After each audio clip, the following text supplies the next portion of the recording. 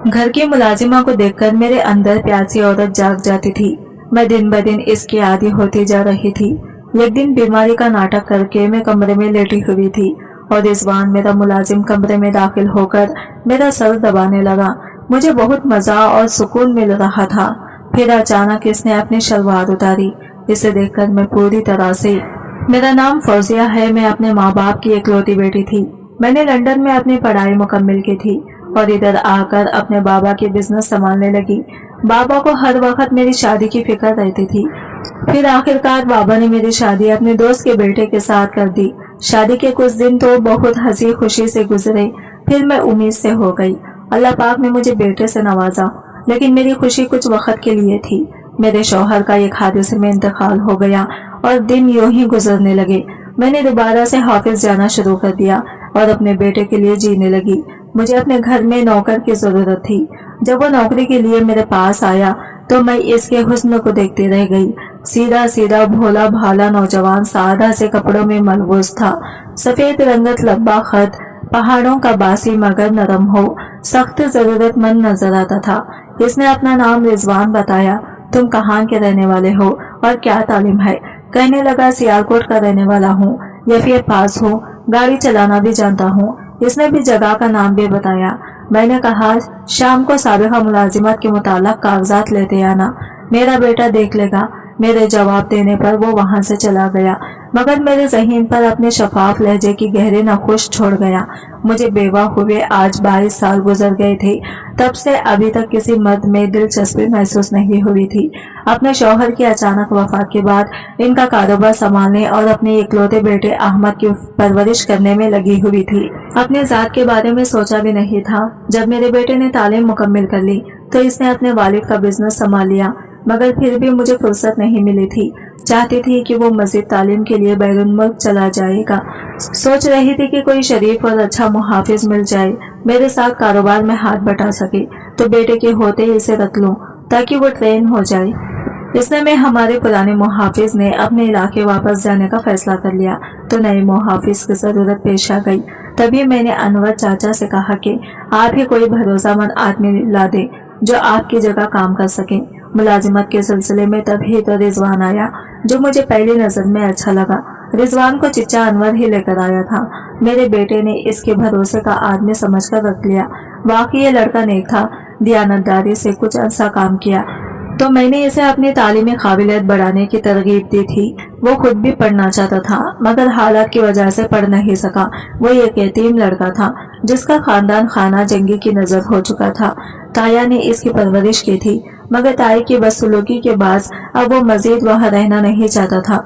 मेरे कहने से रिजवान ने शाम की एक कॉलेज में दाखिला ले लिया। वो मेहनती और ज़हीन था। 5 बजे तक मेरे बेटे के साथ हाफिज में होता और शाम को कॉलेज चला जाता। रात को खाना खाकर हमारे दिए हुए क्वार्टर में चला जाता था। जल्दी ही इसने बिजनेस के मुताल्लिक काफी कुछ सीख लिया था। इसे हाफिज वर्क भी सौंप दिया।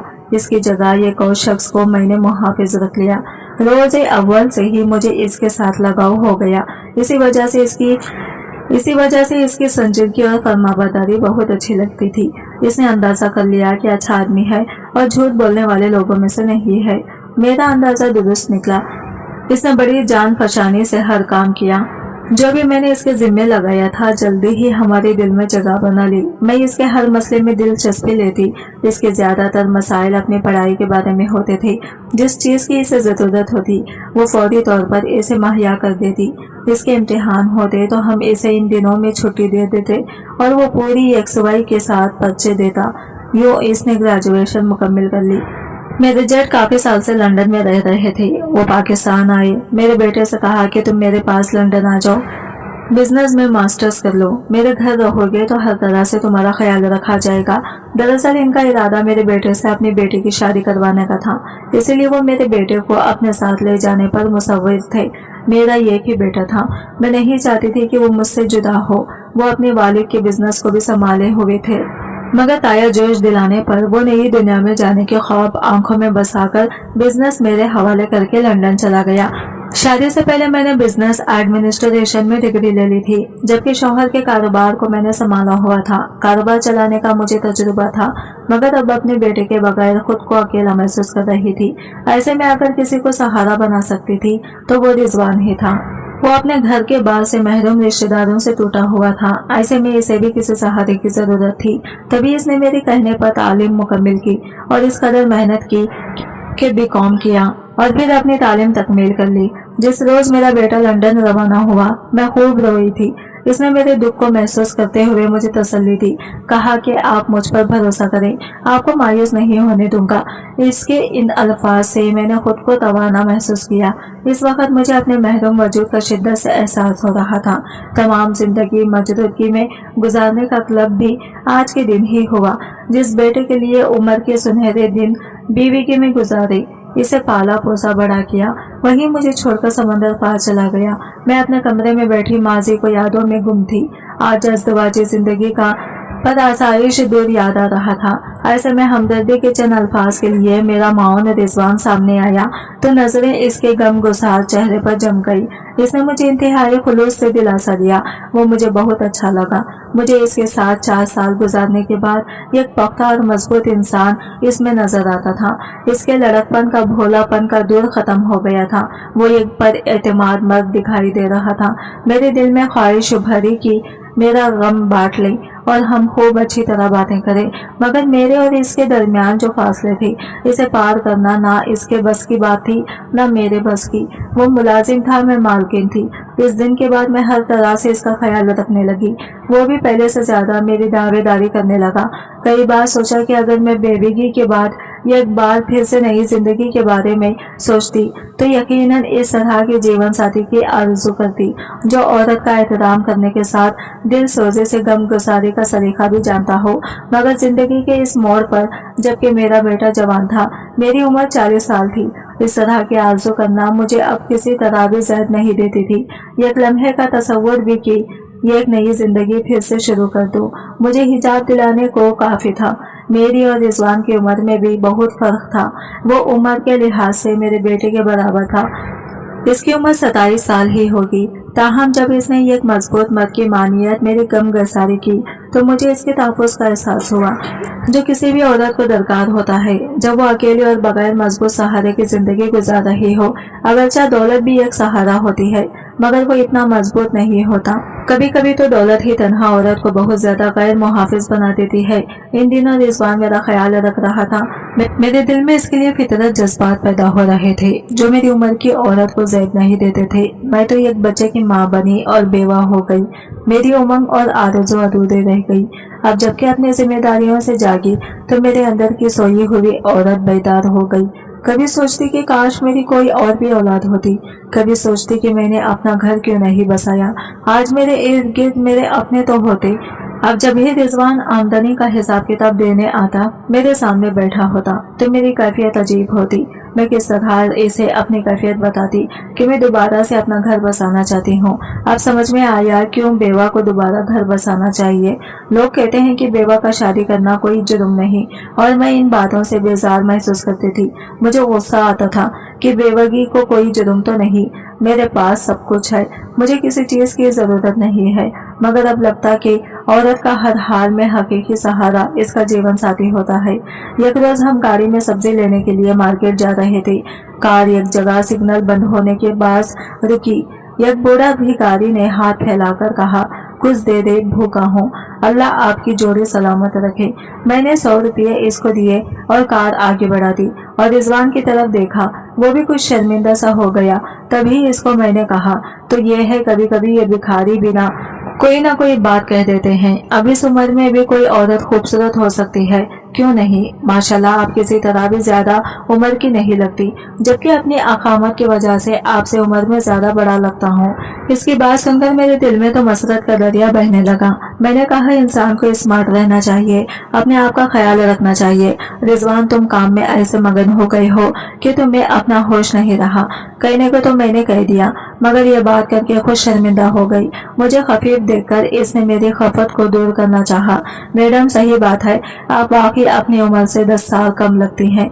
बस रहने भी तो बस रहने भी दो, तुम मुबालगा आराई से काम लेकर मुझे गलत फहमी में मुब्तला कर रहे हो। मैडम, मैं तो हकीकत कह रहा हूँ। अभी आप शानदार हैं, खुद से बेशक काफिल रहती हैं। आपने जिंदगी में क्या देखा है? आपको तो सिर्फ अपने बच्चे की परवरिश और मुस्तकबिल की फिक्र लगी रहती थी। दिन रात इसी में लगी रही। चाहे तो अभी भी खुशियां हासिल कर सकती हैं। क्या कह रहे हो रिजवान? मैं हंस पड़ी। क्या मुझे बहला रहे हो? नहीं नहीं।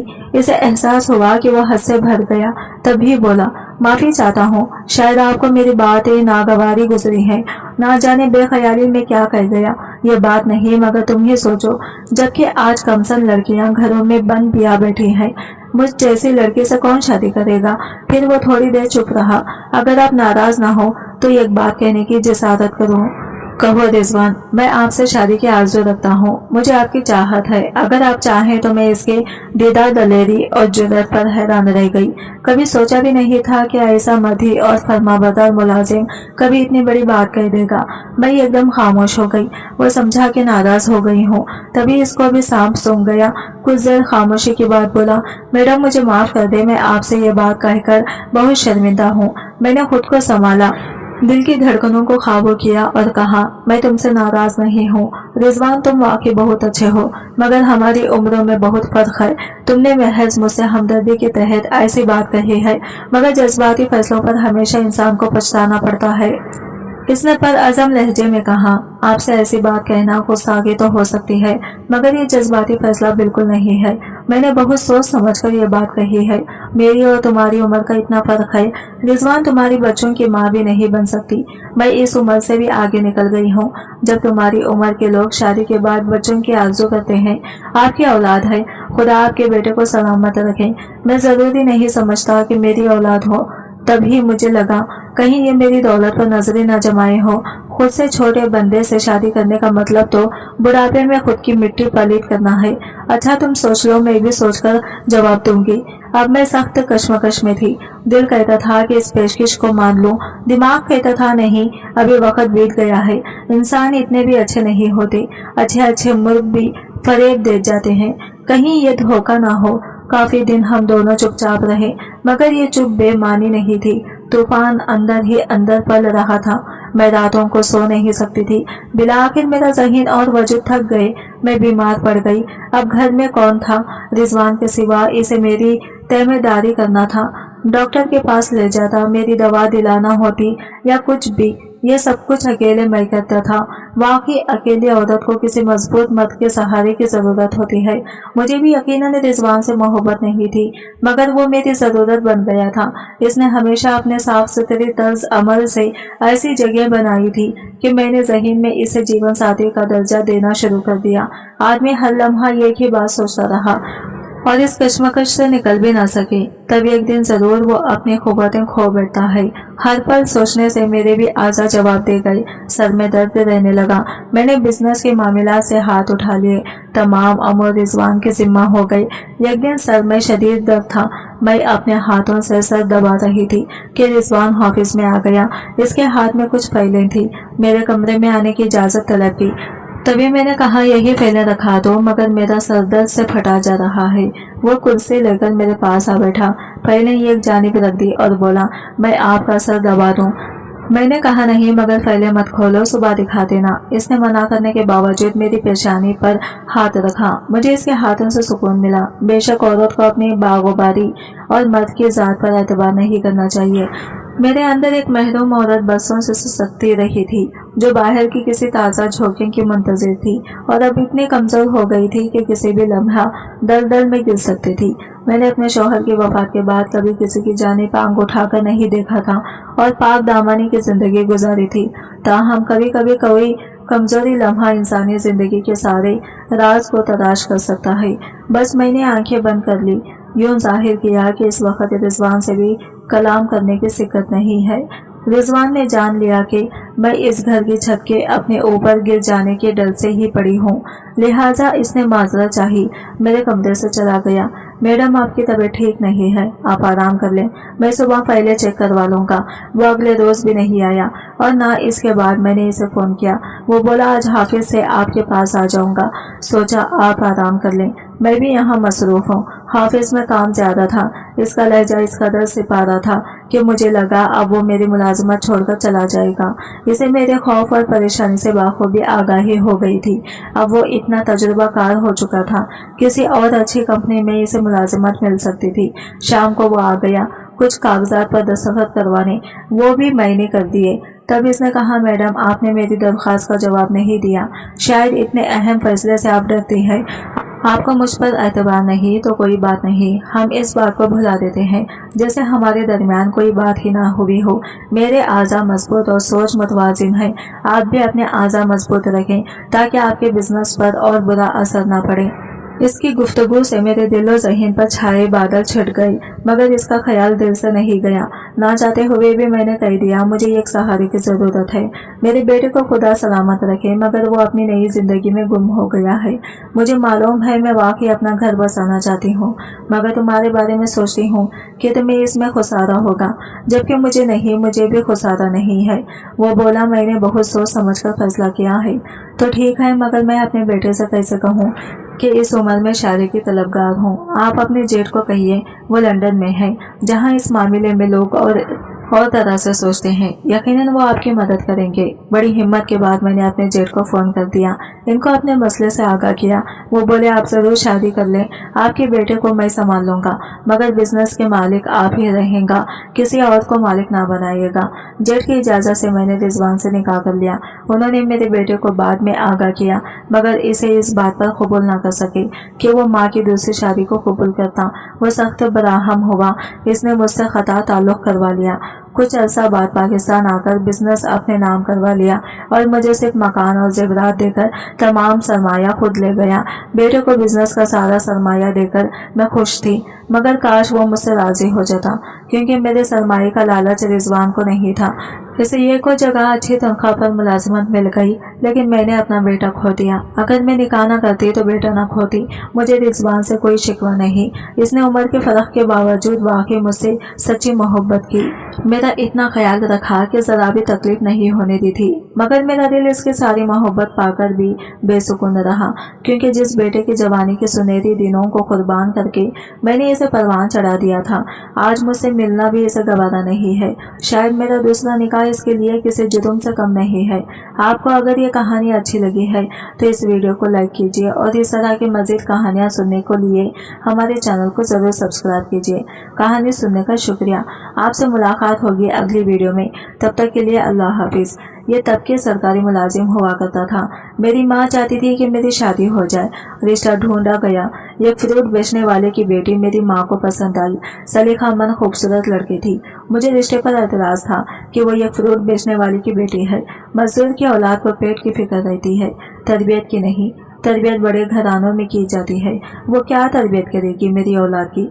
लेकिन वो लड़की मेरी माँ को ऐसी पसंद थी कि माँ इसके अलावा किसी का नाम ना सुनना चाहती थी। फिर वो मेरे घर में मेरे दिल की दुल्हन बनकर आई। रुखसती के वक्त इसके बाप ने कहा, मेरी बेटी सीधी सादी है, इसे दुनियादारी का इतना नहीं पता, अगर कहीं गलती हो जाए तो माफ़ कर देना। यूं तो बड़े दिली वाली है, इसे साईं को खुश रखेगा। वो बिल्कुल वैसी ही थी जैसे मेरी माँ ने बताया था, सलीकामंद और ताबेदार।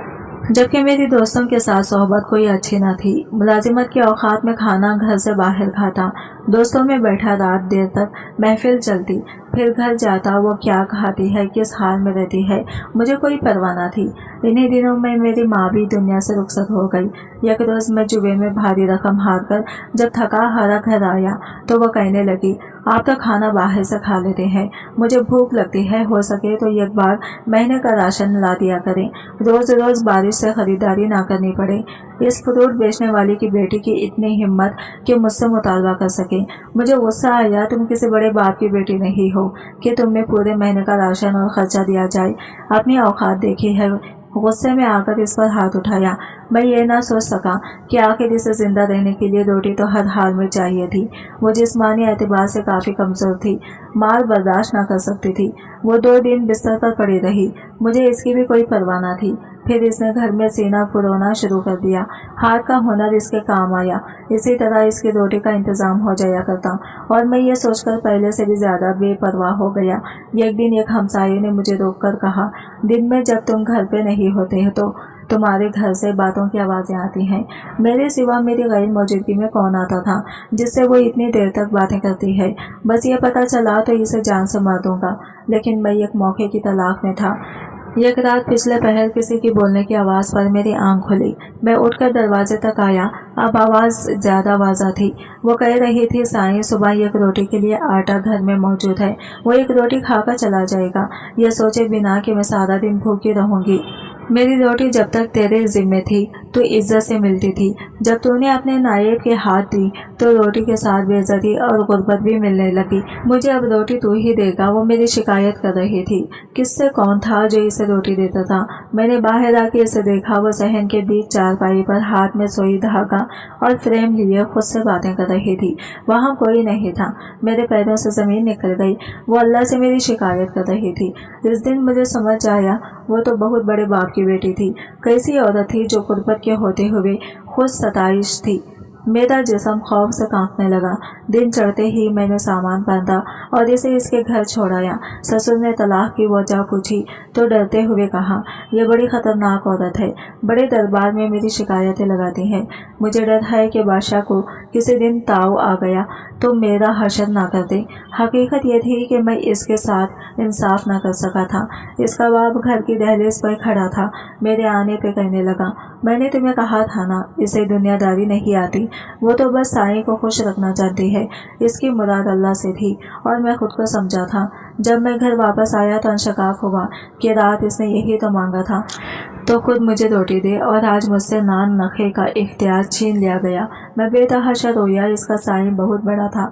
इसकी रसाई जिस तक थी वो तो दो जहानों का रब है। वो जिसकी एक रोटी मुझ पे भारी थी, वो इसके लिए क्या नहीं कर सकता था। मैं वाकई डर गया था। मैं आज भी बहुत डरता हूँ कि कहीं इसने मेरे हक में कोई बदवा न करती हो। बूढ़ी आंखों में नमी उतर आई थी। इसके साईं ने तो मुझे पहले ही कह दिया था, औरतों के मामले में खुदा से डरो। आज की वीडियो कहानी आपको कैसे लगी कमेंट करके जरूर बताइएगा, और वीडियो अच्छी लगी है तो लाइक शेयर जरूर कीजिएगा। हमारे चैनल को सब्सक्राइब करें फ्रेंड्स। मिलते हैं अगले वीडियो के साथ, तब तक के लिए बाय बाय, टेक केयर, अल्लाह हाफिज़।